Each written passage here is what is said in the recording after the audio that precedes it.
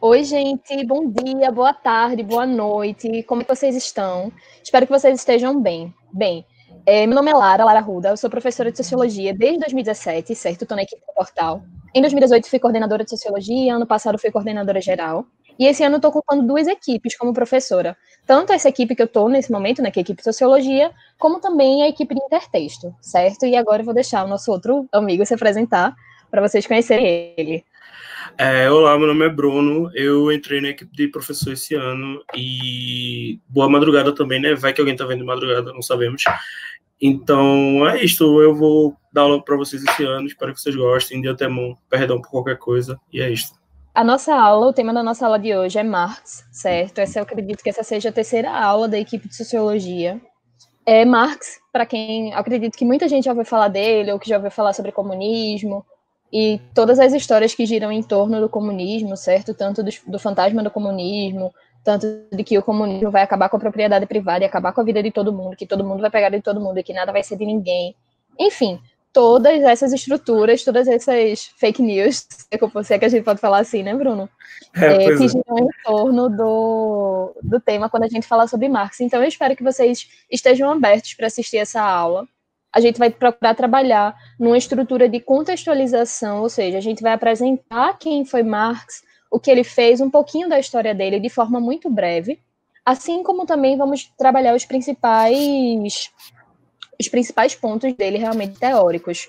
Por quê? Porque a estrutura dessa videoaula não é para a gente aprofundar tudo da forma mais detalhada e minuciosa possível, até porque não tem tempo e a qualidade acaba também podendo ficar comprometida. Então, eu e Bruno, nós optamos por fazer uma aula um pouco mais enxuta, como eu disse, com a contextualização e os conceitos principais dele, tá certo?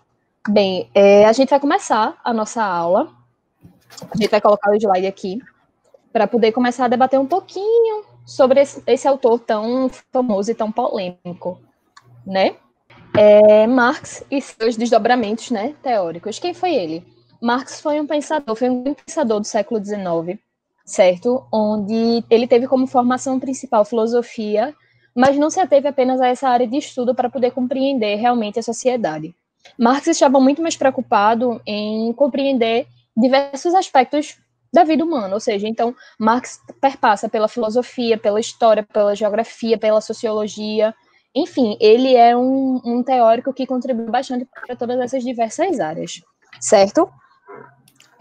Durante todo esse momento, né, como a Ramona falou, acredito Ramona e Gleice tenham falado na aula anterior, falando um pouquinho brevemente sobre quem foi Durkheim e tudo mais, e em que contexto ele estava inserido. Marx também estava inserido nesse contexto, no contexto das mudanças sociais, de formas de pensar, ou seja, de formas de pensar cientificamente, de formas de pensar também o econômico, como também o político, que são os marcos das revoluções a partir do iluminismo, né? A Revolução Científica, a Revolução Industrial, que com o aporte econômico, e a Revolução Francesa, que é a grande revolução burguesa conhecida, que se caracteriza pela alteração da estrutura política. Pois bem, qual a importância de Marx, né? Quando ele está preocupado, quando a gente observa a teoria dele e a sua principal contribuição para a sociologia, a gente percebe que a grande contribuição dele é buscar compreender a dimensão econômica da vida moderna, ou seja, essa vida inserida já no próprio sistema capitalista, certo? Então, a partir desse olhar econômico, Marx vai desenvolver teoria, vai desenvolver um método para poder compreender para poder compreender de forma aprofundada a dimensão econômica da vida moderna, certo? Guardem isso dele, porque ajuda a criar uma fragmentação. Os clássicos, tanto Durkheim quanto Marx e Weber, eles têm uma preocupação em compreender esses novos elementos da vida moderna, visto que a gente sofre alterações extremamente dinâmicas. E não pensem que porque Marx já escreveu as coisas do século XIX, Durkheim escreveu também, Weber também, a galera ultrapassada, não. Esses três teóricos, eles são fundamentais para pensar diversos processos sociais, inclusive colocam questões que são extremamente contemporâneas, ou seja, são questões que não foram respondidas até hoje, no século XXI, né? Pois bem, para compreender isso, para compreender essa dimensão econômica, Marx tem uma relação, ou seja, ele busca entrar numa compreensão mais aprofundada do modo de produção.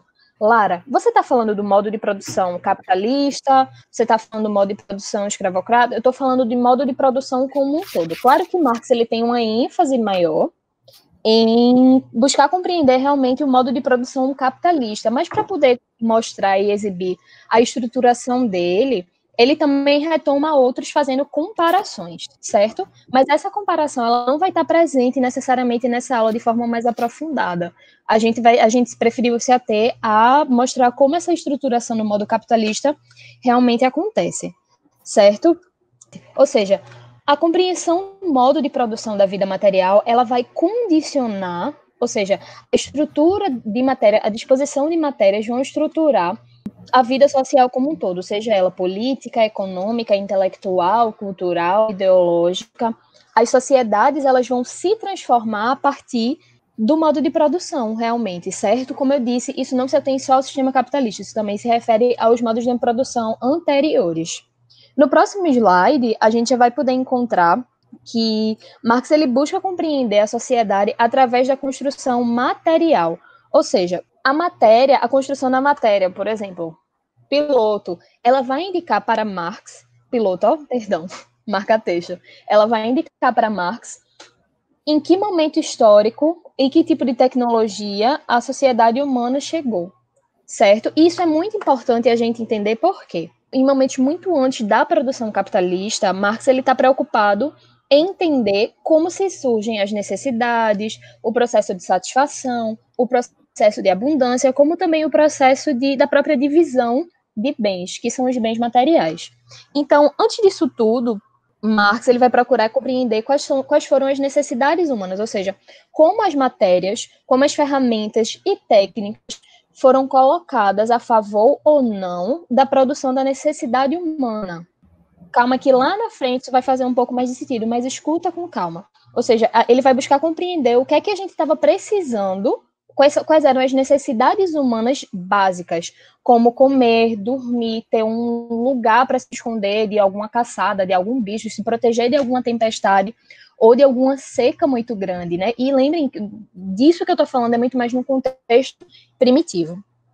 Junto a isso, ou seja, quando a gente tem um processo de satisfação dessas necessidades básicas e que a gente garante o básico, a gente pode pensar em outras formas de satisfação, ou seja, a partir do momento que a gente consegue, por exemplo, trabalhar com a lógica de que tem comida para todo mundo, a gente pode pensar agora em outras formas, ou seja, criar outras necessidades para serem satisfeitas. E esse é um dos principais diferenciais da espécie humana. Nós somos capazes, nós temos como suprir as necessidades básicas e criar outras necessidades. E a criação dessas outras necessidades tem uma vinculação direta mais à frente com o sistema capitalista, certo? Então, guardem essa informação.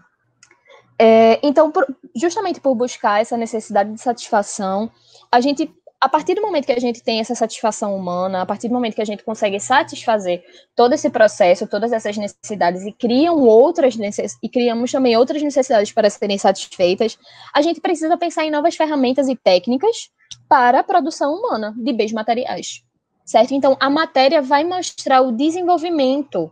Por exemplo, antigamente a gente precisava de uma pena e um potinho de tinta para poder escrever. Hoje a gente tem uma caneta que tem um tubo de tinta aqui, e essa tinta não, às vezes ela estoura, né? Estoura, suja o estojo, meleca tudo.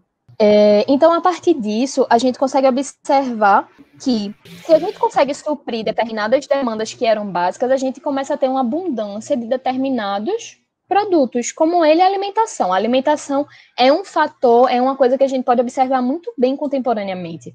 Acredito que pode ser um pouco difícil a gente pensar, voltar, tipo, poxa, mas como é que a gente tinha necessidade, cria necessidade para satisfazer necessidade e tem processo de abundância, mas se a gente parar para pensar isso numa forma primitiva, ela faz sentido. Hoje a gente não pensa mais tanto nisso, porque nós temos basicamente diversos bens materiais que foram desenvolvidos a partir de técnicas e ferramentas para produzir a qualidade de vida, ou seja, para produzir esse tipo de vida humana que a gente vive hoje. Onde a gente tem acesso à internet, que é um tipo de tecnologia, uma técnica, é uma ferramenta, onde a gente também tem uma caneta que a gente não precisa estar molhando a tintinha o tempo todo para poder escrever, como também a gente tem uma folha, a gente não precisa mais estar se preocupando se a gente vai precisar extrair a folha da árvore. Então, assim, a gente tem uma diversa, esse processo de mudança na transformação da matéria-prima caracteriza o olhar histórico, ou seja, a partir disso a gente consegue compreender o que está acontecendo, certo? E por que eu estou batendo tanto nessa tecla? Porque a partir do momento que conseguimos suprir essas necessidades, essas satisfações, a gente também tem uma possibilidade maior em criar uma reprodução humana. E a partir disso, pensar em formas de abundância, seja de estocar comida, seja de ter mais roupas, de produzir mais roupas, mas também ter um estoque de roupas diversos, né? Se a gente parar para observar como as pessoas se vestiam nos séculos anteriores e a diversidade de roupas que a maioria da população tem acesso hoje, é muito conflitante, é muito contrastante, né? Às vezes é até assustador se a gente parar para pensar como era escasso o acesso à roupa e como hoje é uma coisa extremamente diversa, né? Pois bem, então a partir do momento que a gente tem essa abundância, nós temos também uma produção de excedentes. Só que dentro do modo de produção capitalista, esses excedentes eles não são divididos de forma igualitária. Não só no modo de produção do sistema capitalista, mas especialmente no modo de produção capitalista, essa divisão de bens, essa divisão de excedentes, ela é desigual. Mais na frente, na aula, eu vou trazer um elemento para vocês que ele é fundamental para essa distribuição desigual, certo? Então, satisfazendo essa necessidade humana, a gente vai começar a falar um pouco mais sobre o método de Marx, o método que é o materialismo histórico. Lara, você vai começar a falar de novo sobre matéria? Não, não vou, porque eu já fiz essa explicação anterior para vocês. O materialismo histórico, basicamente, consiste em 3 processos. O primeiro é justamente observar essa questão da matéria humana, ou seja, o que foi produzido pela matéria e o que foi acumulado, certo? O trabalho no sistema capitalista, a matéria, ela é sempre acumulada, não é tipo, eu fiz aqui uma caneta e agora a gente vai parar de produzir caneta, ou a gente vai esquecer esse tipo de tecnologia e vai ficar para trás. Não, ele é acumulativo, certo? Aprendeu a fazer uma coisa, junta para a gente poder aprender a fazer outra, junta para a gente poder desenvolver outras coisas. Então, por exemplo, para a gente hoje, uma caneta parece uma coisa extremamente banal e de um custo muito baixo, que interessa 50 centavos, R$1. Ok? Estou dando só esse exemplo para poder ilustrar melhor como a matéria ela mostra o desenvolvimento histórico. Junto a isso, Marx está preocupado em mostrar em compreender a sociedade através de uma lógica de infraestrutura e superestrutura. No próximo slide, a gente vai poder encontrar melhor quais são as principais consequências disso, ou seja, os principais desdobramentos, certo? E isso tudo faz parte de um método, ou seja, como Marx ele era um cientista, ele buscava compreender a realidade, ele tinha que utilizar um método, uma ferramenta de análise para poder compreender tudo aquilo que ele está se propondo a analisar, que é a dimensão econômica da vida moderna. Para Marx, ou seja, quando a gente pensa na infraestrutura, quando ele coloca que a infraestrutura é resultado das forças produtivas e de relações de produção, ele está querendo dizer basicamente que um elemento fundamental para a economia é o trabalho, certo? E o trabalho, ele é, como eu disse, ele é central tanto para desenvolver a economia, autonomia louca, tanto para desenvolver a economia, como também para desenvolver as relações humanas.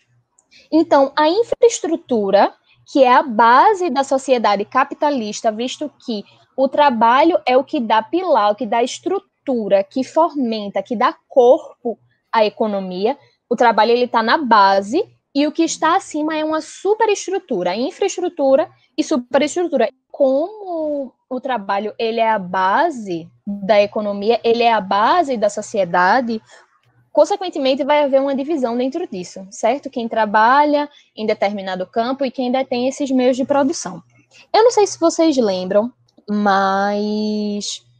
Não, eu não vou entrar nisso agora, não. Eu vou falar mais um pouquinho sobre o trabalho. Como eu falei anteriormente, o trabalho ele é resultado da atividade humana acumulada, certo? Não esqueçam disso. Isso é fundamental. Se a gente descobre determinado tipo de tecnologia, a gente vai acumular ela e vai continuar desenvolvendo a partir dela. A gente meio que não retrocede, certo?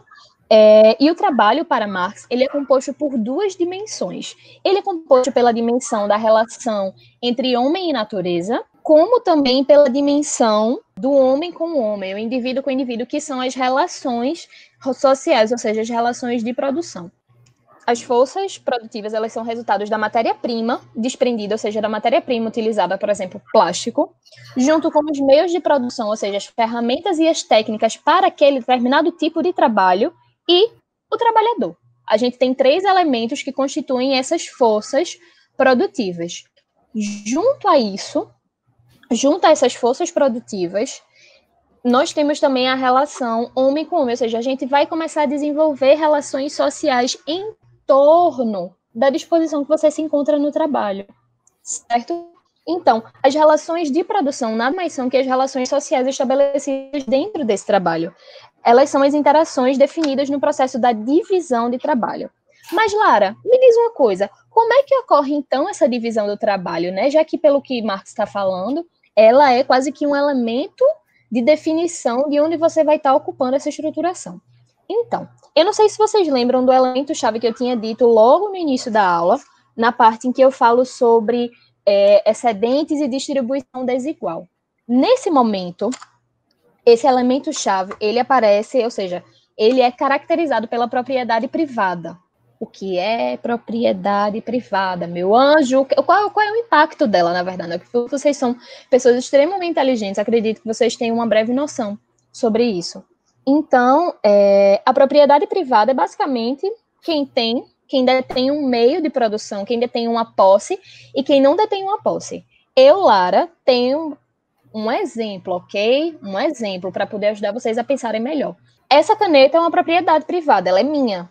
Eu comprei, eu utilizei dinheiro para poder ter esta propriedade. Ela é minha. Eu posso emprestar? Posso emprestar, mas ela é minha.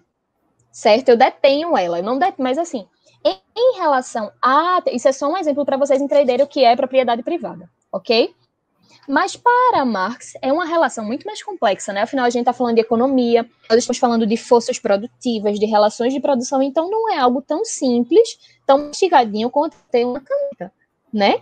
Então, quando a gente para pensar e quando Marx fala sobre a importância da propriedade privada, por que ela está nesse centro, Lara?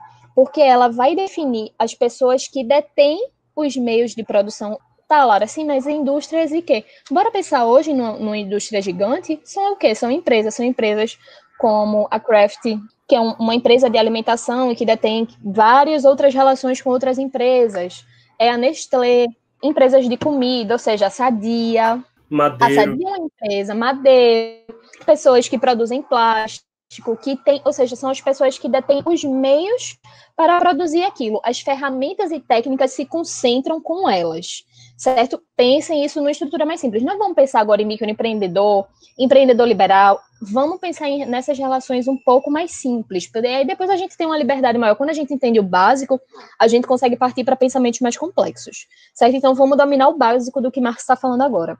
Então, quem detém a produção, quem detém os meios de produção, quem detém determinado pedaço de terra e vai dizer, e vai poder contratar pessoas e pagar elas para poder elas produzirem arroz, carne, criarem gado, enfim, toda essa estrutura empresarial realmente de um meio de produção, para Marx são chamados burgueses, como também são caracterizados como classe dominante. Guardem essa informação. E quem não detém, Lara? São os trabalhadores, ou os proletários, ou a classe dominada. Calma, para a gente não fazer uma salada de fruta. Certo, Lara. Mas e como é que fica isso? Então, por que a classe dominante ou o burguês é dito como classe dominante? Porque ele vai deter os meios de produção, ou seja, ele vai deter o principal meio que pode definir outros elementos a partir da economia. Ou seja, ele meio que ele tem um poder maior de ditar as regras, isso, claro que é a grosso modo, de quantos trabalhadores ele precisa, de quantas pessoas ele vai empregar ou deixar de empregar, por quantas horas de trabalho ele vai precisar daquele trabalhador, quanto ele vai pagar por aquele serviço, que no final das contas é também para produzir um lucro para ele, certo? Afinal, ele tem os meios de produção. Junto a isso, a gente vai ter uma classe trabalhadora que não detém os meios de produção, que é o único meio que a classe trabalhadora tem é a sua força de trabalho.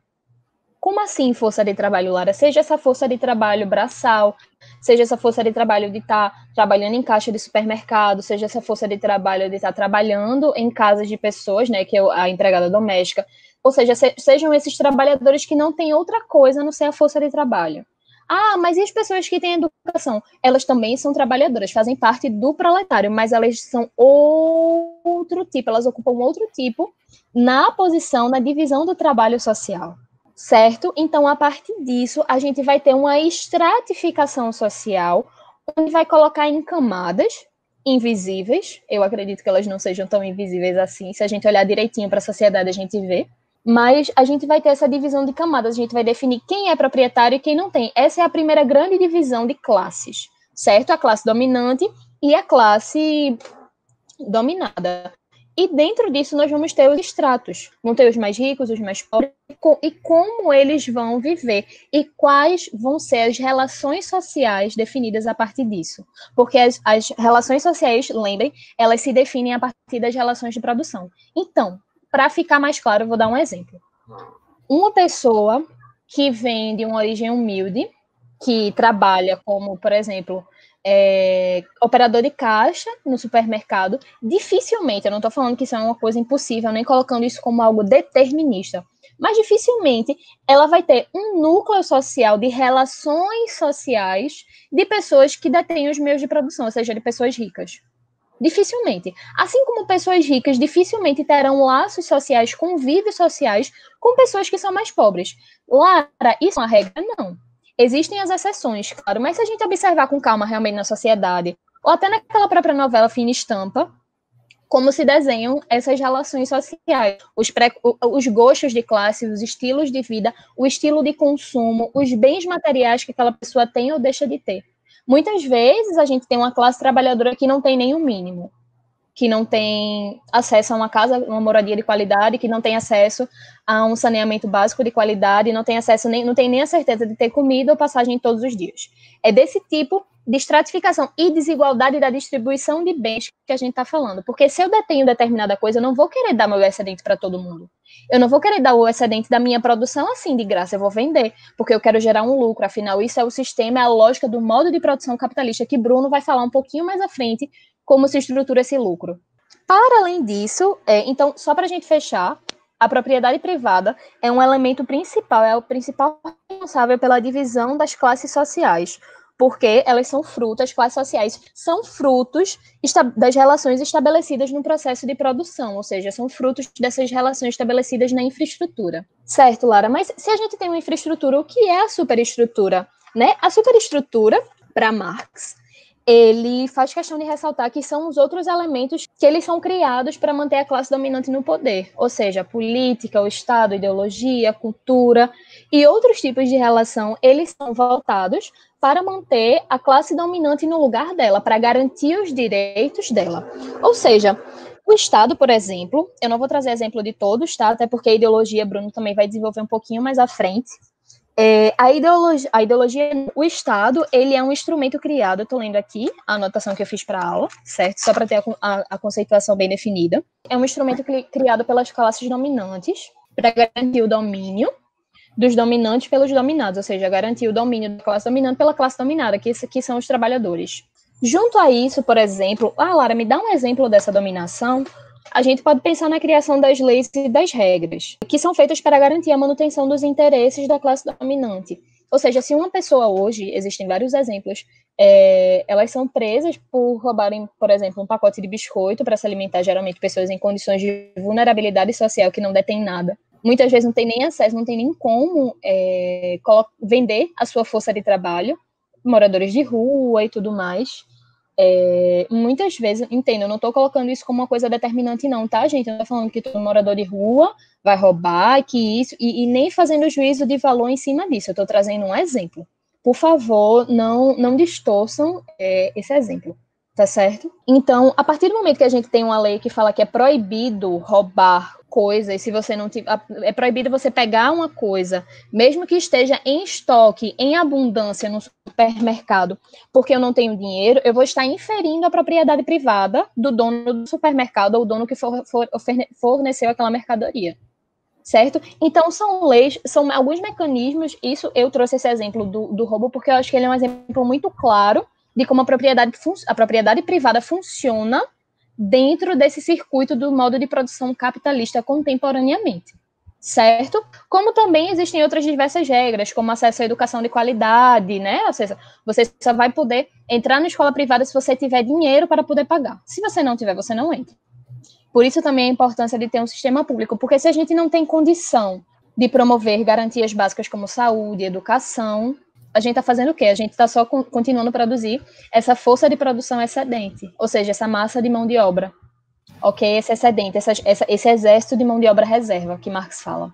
Enfim, isso é só um exemplo para vocês pensarem como a superestrutura ela está presente na nossa realidade a partir do olhar da teoria de Marx. É como se fosse uma lente, igual o meu óculos aqui, que a gente coloca e enxerga a realidade.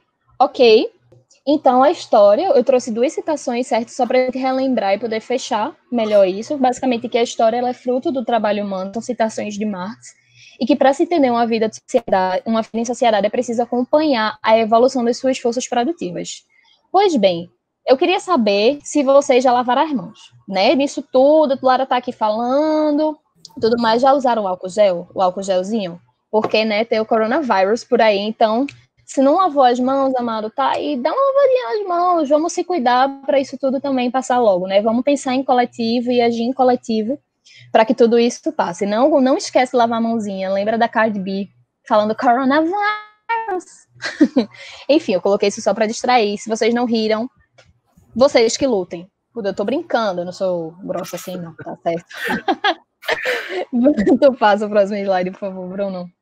Esses últimos slides é só basicamente para a gente falar e terem, na verdade, uma conceituação melhor sobre classe social e propriedade privada. Como, por exemplo, quando a gente esquece o material em casa e pede alguém emprestado, mas ninguém empresta nada, aí você pensa, poxa, eu queria que as coisas fossem todas compartilhadas, né? Não devia ter o negócio da propriedade privada. Eu tô aqui precisando de uma caneta e ninguém me empresta. Chateado.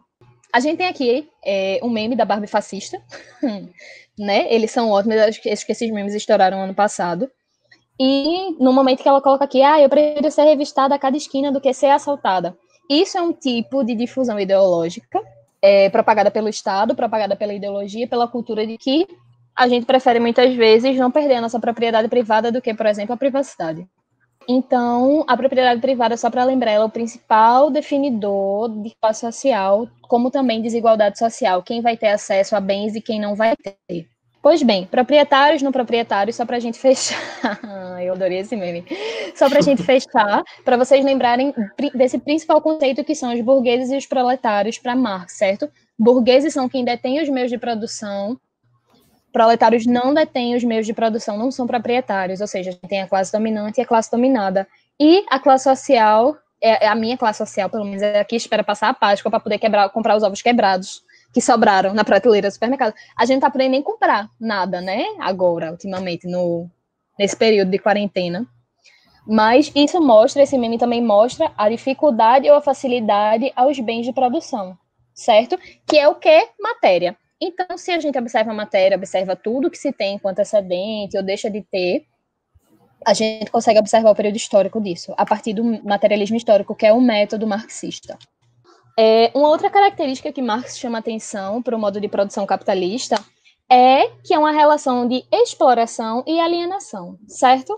Por quê? Primeiro de tudo, a gente passa a ter, dentro do sistema capitalista, a necessidade humana, necessidades básicas como alimentação, saúde e educação, como mercadoria, certo? A propriedade privada, ela transforma elementos básicos, que deveriam ser direitos universais, em mercadoria. Lara, mas eu não acho, eu acho que quem tem dinheiro tem que ter uma melhor qualidade de vida. Não, tudo bem, eu não estou aqui para estar criticando, falando que você está certo, que você está errado. Eu estou falando que Marx chama atenção. E trazendo exemplos disso na realidade, a partir da teoria, a partir da lente marxista. Ok? Então, a partir do momento que a gente tem uma necessidade básica transformada em mercadoria, a gente consegue perceber como a propriedade privada, a ideologia da propriedade privada, ela foi difundida dos nossos valores básicos de vida. Certo? Trouxe isso só para fechar. Bruno vai falar um pouquinho mais sobre como funciona principalmente a alienação e a exploração através dos produtos que a classe trabalhadora produz, que é a mercadoria. Certo? Para a gente fechar essa primeira parte da aula, a gente trouxe 2 exemplos. Eu trouxe 2 exemplos para poder ilustrar a vocês essa relação de exploração. Bem, esse primeiro exemplo foi da Folha. Eu peguei essa matéria, foi do ano de 2019, ou seja, uma matéria recente, em que boa parte do chocolate que você compra começa com trabalho infantil. Mas não é a ONU que fala, Lara, não tem lá uma carta, a Declaração dos Direitos Universais, que fala que não é para existir trabalho infantil? Sim. Mas a propriedade privada, ela está preocupada com a produção. Uma produção mais barata pode gerar o quê? Lucro. A gente não precisa necessariamente pagar criança para poder trabalhar, se você come um chocolate tão gostoso. E aqui, se vocês verem nessa matéria inteira, tem empresas gigantes. Empresas que a gente consome chocolate. Sem pretensão de deixar você mal, triste. Só para refletir, tá bom? Um outro exemplo que eu trouxe é uma música de Chico Sainz, que é A Cidade Não Para, A Cidade Só Cresce, acho que é A Cidade o nome da música. E a gente pode enxergar aqui um outro exemplo também de desigualdade social, um outro exemplo também da exploração e da dificuldade da classe que não detém os meios de produção em acessar outros bens materiais, certo? Porque o trabalhador ele tem que trabalhar para poder garantir as necessidades básicas e garantir outras necessidades de consumo, que são criadas. Então, a gente tem trabalhadores, patrões, policiais, camelôs, e a cidade não para, ela só cresce. O de cima sobe, o de baixo desce. Processo de desigualdade social. Não vou ler a música toda, porque eu vou querer cantar e vocês vão rir da minha cara cantando, então não vai ser lá muito legal. Se vocês quiserem ouvir a música, procura aí na internet, é uma música maravilhosa, ela é bem legal. E é isso. Nesse momento agora, o Bruninho vai assumir a aula, ele vai falar mais um pouco sobre como funciona esse modelo de exploração, mas principalmente alienação, e também vai falar de um outro elemento da superestrutura, que é a ideologia, certo? E é isso, daqui a pouco eu volto e a gente vai fechar essa aula, ok? Aproveita aí com ele, eu vou fazer aqui a transição para o slide. Então, como Lara estava falando, eu ia falar um pouco sobre a questão da mercadoria, que é como se fosse não, é um dos elementos básicos do capitalismo, porque é com a mercadoria que o capitalismo vai conseguir gerar todo o seu lucro e a questão mercantil.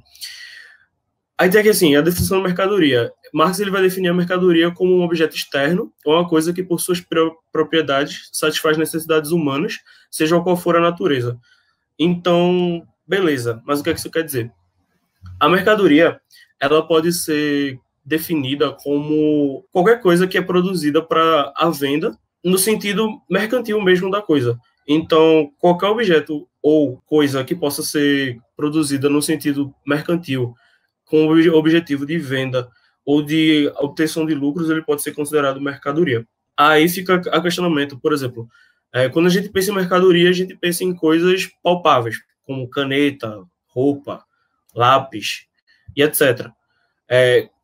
Eu poderia dar outro exemplo aqui agora de uma mercadoria que não é um objeto palpável, como, por exemplo, o trabalho. O trabalho ele pode ser considerado uma mercadoria, porque o indivíduo ele dá a sua força de trabalho em forma de mercadoria e, consequentemente, gerando algo que possa ser um valor que possa ser medido em dinheiro.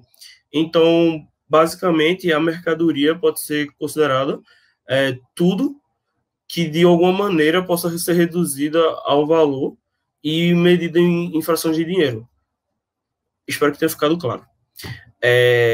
E aí, para a gente entender a mercadoria, na verdade, a definição de mercadoria ela é muito importante para que a gente possa entender os desdobramentos dela e as características dela. Algumas características da mercadoria vão ser ditas com esses 4 pontos que estão aparecendo aqui na tela, e começar com o valor de uso. Então, assim, o valor de uso está relacionado ao conteúdo da mercadoria e à finalidade que ela vai exercer. Por exemplo, essa caneta aqui, a finalidade dela é o quê? Escrever. Então, o valor de uso dessa caneta, essa caneta tem um valor de uso e uma finalidade. Ou seja, todo material ou mercadoria que for produzido e que tem alguma finalidade, ele tem um valor de uso. E esse valor de uso, ele é imutável, não tem como você mudar. Por exemplo, a caneta, a finalidade dela é escrever. A menos que você queira usar para outras coisas, espero que não. A caneta só serve para escrever. Como uma roupa só serve para vestir e etc. Agora eu vou falar sobre a questão do valor de troca, que tem muita relação também com o valor de uso, mas ele está falando na capacidade da mercadoria ser trocada. Então, por exemplo, essa caneta, ela vale R$1. O valor de troca, ele está falando da questão de trocabilidade mesmo, como eu tinha dito. Por exemplo, eu vou trocar uma caneta por um sapato, sendo que a gente sabe que uma caneta não tem o mesmo preço de um sapato. Então, Marx ele falava muito dessa questão, tanto que no livro, eu acho que é no Capital, ele fica fazendo várias exemplificações, sendo que é muito complexo de entender, porque ele fica dizendo, por exemplo, 1 quilo de alguma coisa equivale a outra coisa. Oi, Vê, deixa eu trazer um exemplo. Por exemplo, o dinheiro, ele é justamente, por ser difícil mensurar, ou seja, por a gente saber que não necessariamente uma caneta vale a mesma coisa que um sapato, o dinheiro ele entra como essa moeda universal para poder colocar isso e colocar meio que tipo valores específicos para produções específicas, certo? Então, tipo, a gente demanda menos recurso, menos matéria-prima e menos trabalho humano e meios de produção também para fazer uma caneta do que fazer um sapato. Então, esse valor de troca, ele busca colocar na mercadoria esse trabalho também que é imbuído. Claro que tem o valor do conteúdo, como disse, o valor da utilidade, mas tem que ter também o valor da produção, certo? Como eu falei para vocês, a gente tem as forças produtivas por detrás disso. Então, dentro dessa mercadoria vai ter que estar imbuído também. Quanto, por exemplo, o empresário gastou para a criação daquela máquina, para comprar aquela máquina, como também tem que estar ali dentro a certeza da garantia da remuneração do trabalhador, certo? Então, não necessariamente, por exemplo, uma bolsa de marca, né, que é símbolo de um prestígio social, o valor de troca dela vai ser alto em relação ao dinheiro. Porque aquilo dali não vai estar colocando simplesmente o valor de uso, vai estar colocando o valor de troca, o valor de prestígio, o valor de status social e que aquele objeto está imbuído. Sim, e também da questão de que o dinheiro ele funciona como uma mercadoria, né? Isso. Uma mercadoria que faz a transição, mas como se fosse uma flutuação entre a questão dos valores de troca e de uso. Agora vamos para a questão da mais-valia, que é um pouco mais... Eu não acho mais simples de entender, mas só que eu acho que a mais-valia é um pouco mais simples de entender, porque ela é bem direta.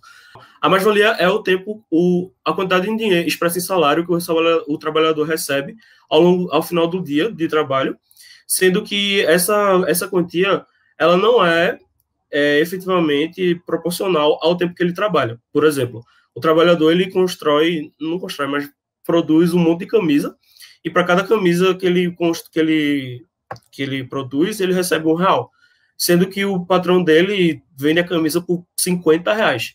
Então, o que ele recebe não é nem, às vezes não é nem mais, menos da metade do que ele produz. Então, o dono do meio de produção fica com a maior parte do que ele trabalha, do que ele produz trabalhando, enquanto ele fica com uma parte muito irrisória do que ele trabalha. Então, a mais-valia é a quantidade de trabalho que o trabalhador gastou para produzir a mercadoria em relação com o salário que ele recebe. Então, é basicamente isso.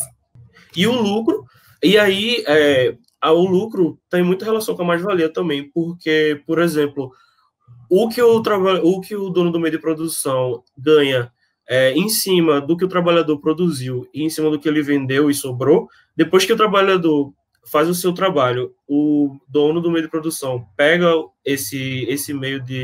essa matéria já pronta e vende, e depois que ele paga os trabalhadores e paga todas as despesas que ele tem com a indústria ou com o meio de produção, tudo que sobra para ele é o lucro.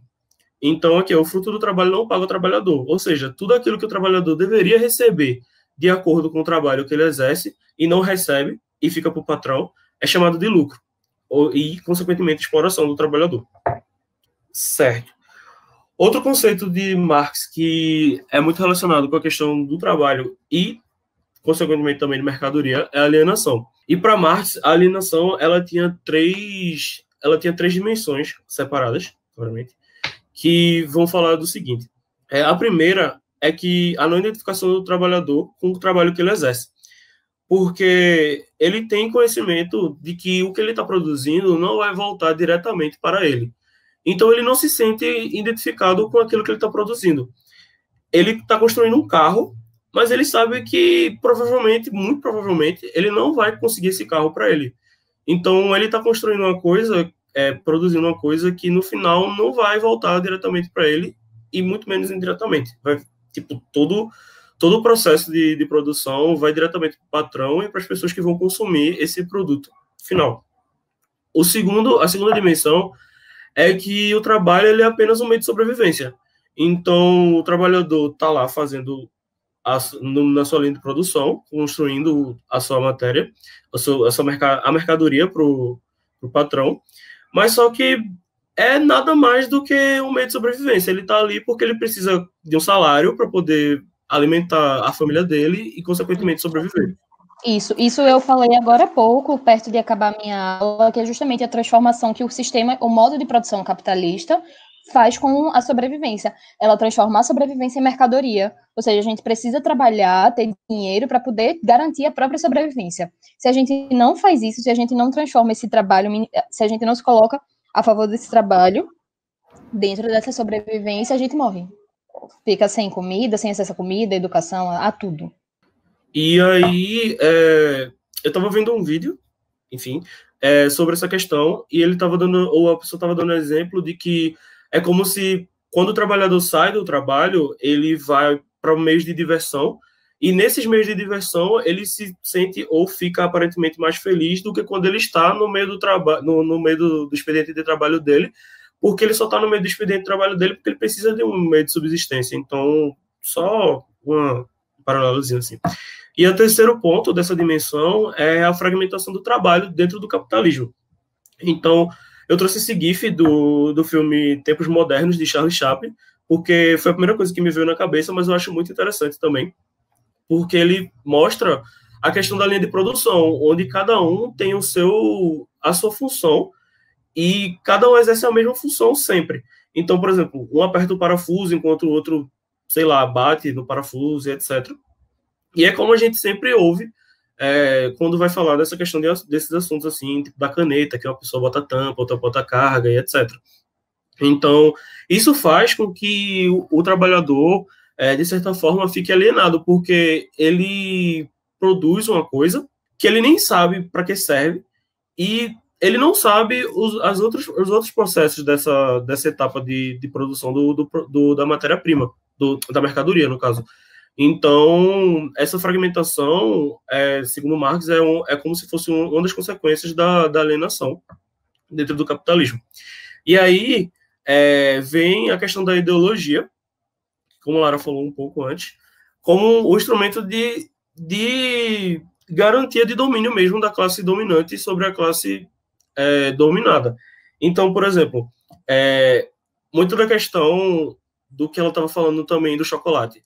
A gente sabe que para esse chocolate chegar na nossa mesa e na nossa barriguinha, ele passou por diversos processos que muito provavelmente tenham tido trabalho escravo ou que tenham tido condições de trabalho muito podres. Mas a gente tem essa consciência, sendo que por meio dessas formas de dominação, que pode ser o Estado, religião, meios de comunicação, música, filmes, etc., a gente meio que esquece isso e finge que tá tudo bem. Tipo, eu sei que esse iPhone que eu tenho na minha mão foi produzido na China por crianças que estão ganhando 5 centavos por peça que elas colocam, mas eu quero. Tipo, eu entendo que ele passou por um processo totalmente podre de produção, mas eu meio que me abstenho dessa questão por causa desses meios de dominação que é considerada ideologia. Marx se chama de ideologia como um desses processos. E aí, o fetichismo, ele vem como um desdobramento também, eu diria, da alienação. Eu encontrei várias definições sobre fetichismo, e eu acho que ela é um pouco grosseira, mas eu acho que é mais fácil de entender, que é entender o fetichismo como cosificação da mercadoria dos trabalhadores. E aí, Lara, se você tiver alguma coisa para acrescentar, fica à vontade. Então, como se a mercadoria ela ganhasse um status além do que ela tem de mercadoria, como se ele estivesse criando uma vida própria, assim, grosseiramente falando. Então, desculpa, eu posso interromper só um pouquinho? Por favor. Um outro exemplo que a gente pode pensar nesse fetichismo de mercadoria é também pensar como uma mercadoria ou uma marca de roupa, uma marca de algum produto, como a Coca-Cola, ela passa a ter características humanas. E isso é uma inversão direta de concepção de tudo. Porque como é que uma marca vai ser descolada? Como é que uma marca representa a família? Como é que uma marca passa a ser símbolo de união? Ou seja, o fetichismo na mercadoria é trazer coisas objetos também e personalizá-los, trazer características humanas para aquela mercadoria, para aquele objeto, certo? Sim, é muito isso. E aí a gente sempre tem em mente essa questão dos produtos que a gente já conhece, que são super valorizados. E aí eu trouxe o exemplo da Xiaomi também, porque tem essa questão, não só a questão da guerra Apple versus Xiaomi, mas porque as pessoas criaram, na minha concepção, essa questão da coisificação, de transformar um produto que tem também essa questão da alienação, porque a gente sabe que ele é produzido na China, etc., que provavelmente tenha toda essa questão da produção, mas as pessoas transformaram ela num status totalmente além do que ela deveria ter, que é só de mercadoria. E aí eu trouxe também um trecho de uma música do Engenheiros do Havaí, que eu também vi no vídeo e achei muito interessante, e o que é bom a gente copia mesmo, que ele fala assim, nessa terra de gigantes que trocam vidas por diamantes. E é também retomando a questão que eu falei da alienação, de que as pessoas abstêm, elas fingem que não existe essa questão de que pessoas podem morrer para fazer o produto que ela... E pessoas morrem para fazer um produto que ela está tendo, mas ela continua querendo esse produto porque ele tem um status totalmente diferente e coisificado de uma pessoa. É uma coisa que ela quer muito ter e que ela vai morrer se ela não tiver. E aí é basicamente isso. Bem, para a gente fechar, posso passar, Bruno, para o último slide? A gente quis trazer essa parte do Manifesto Comunista não para incitar vocês a serem comunistas ou para qualquer outro tipo de coisa, a não ser além da informação de qualidade, porque no final de tudo isso, Marx ele coloca o comunismo, a ideia do comunismo como um modelo ideal de sociedade, onde no final de tudo, no final da transição para o sistema comunista, né, saída do capitalismo para o socialismo e para o comunismo, que a gente possa tentar viver uma sociedade em que os bens os bens materiais eles sejam separados de forma igualitária, que não haja, ou seja, o comunismo é o fim da propriedade privada, ou seja, o comunismo é o fim do Estado, visto que o Estado é um mecanismo de regulação e manutenção de controle da classe dominante, certo? A gente não vai adentrar, como a gente bem falou mais cedo, a gente também não vai adentrar nessa discussão agora, porque não cabe, e essa é uma discussão que vale a pena ser vivida presencialmente e não virtualmente. Mas a gente queria trazer esse livro também dele, que é um clássico, acredito que vocês já tenham ouvido falar, mas que eu gosto muito de Marx no sentido de como ele consegue apresentar o processo de desigualdade social e como ele é construído através do sistema capitalista. Lara, você está falando que o capitalismo é culpado de tudo e que a gente está fadado a isso, que você odeia o capitalismo. Não, eu não falei em momento nenhum, nada disso. Mas o que eu estou querendo chamar a atenção, pelo menos isso é um momento que eu assumo a minha responsabilidade enquanto professora, é que a lente que a gente coloca, a lente da teoria de Marx, produzida por ele, por Engels também, e a gente vai explicar também no momento presencial a relação que eles tinham, eles conseguem mostrar como o processo dos modos de produção são desiguais. Ou seja, a partir disso a gente consegue entender, pelo menos eu consegui entender, isso me ajudou muito a enxergar a forma como eu enxergo o mundo hoje, eu consegui entender o porquê de terem pessoas com mais recursos, pessoas com menos recursos, o que é que significa também, se a gente parar para pensar, todo o processo de disputa política que a gente está tendo atualmente diante dessa situação do coronavírus, onde a gente está tendo claramente, pelo menos aqui no Brasil, uma polarização política entre saúde e vidas, né? Onde, claro, a gente tem um presidente que está se recolocando, que está sempre revendo assim, né, diante do que ele mostra pra gente. Então, a partir disso, eu pelo menos procuro levar isso em consideração. Mas existem momentos em que ele também faz pronunciamentos e coloca para a população como se realmente a economia não pode parar.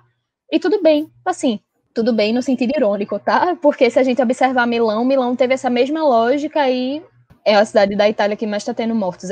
Foi um dos epicentros e está sendo um dos epicentros do Covid-19, né? Então, a gente consegue observar como muitas vezes a transformação dessa necessidade em mercadoria faz com que a gente perca o olhar para o outro. Faz com que a gente perca o olhar para a condição de trabalho do outro. E como tudo isso faz como se a gente estivesse perdendo um pouco o processo da nossa humanidade em si.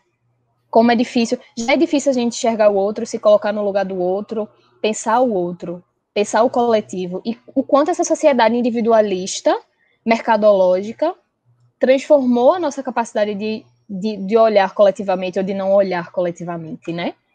É por isso que, enfim, eu acredito que Marx seja um autor fundamental para vocês pensarem isso, para vocês pensarem em redação também, né? Porque ele traz ideias muito interessantes sobre desigualdade social, sim. E a minha contribuição é essa. Bruno, você quer falar mais alguma coisa, querido? Não, é só, tipo, confirmar o que tu falou mesmo, porque, assim, ele tem um debate muito atual, apesar de ser muito antigo, porque muita coisa do que ele pensou, porque ele não brotou assim, vou falar sobre isso, ele não estava inventando, ele estava vivendo. Então, tipo, tudo que ele escreveu são experiências do contexto histórico que ele estava vivendo. Porque a maioria, os três autores clássicos, eles participam de viradas de século com revoluções, então, tipo, eles não estão inventando nada do que eles estão falando. E é um debate muito atual, então eu acho muito importante se ater aos conceitos, porque além de ser um conteúdo para a vida, dá para se usar no Enem da vida aí, e é isso. Isso. É isso, gente. A gente espera que vocês tenham gostado da aula. Foi um prazer montar a aula para vocês, mesmo que sendo à distância, e é um desafio para a gente sabe que também é um desafio para vocês assistirem. A gente espera que vocês tenham gostado da aula. Se vocês tenham alguma sugestão para a aula, falem com a gente, ou falem com os coordenadores, ou falem com os monitores, mas falem e tirem suas dúvidas também, não guardem dúvidas. A gente sabe que é um momento muito difícil, esse momento do coronavírus, de ter, às vezes, até um momento que as pessoas da casa da gente parem, ou que a gente consiga parar, mesmo com toda a rotina da casa, mas não deixem de estudar, porque isso também faz parte da saúde mental da gente, tentar manter minimamente uma rotina de acordo com como a gente tinha, né? Claro que não dá para sair de casa, mas acredito que a ideia da coordenação geral desse ano, que está sendo incrível, de estar colocando realmente, se colocando à disposição de vocês da melhor forma possível. E nós, voluntários do projeto, também. É isso, gente. É isto. Lavem as mãos. Lavem as mãos. Protejam seus familiares e não saiam de casa. Isso. Se alimentem bem, bebam água, por favor. E durmam também. E durmam. Importante. Um cheiro, gente. Prazer dar aula para vocês. E até a próxima. Tchau.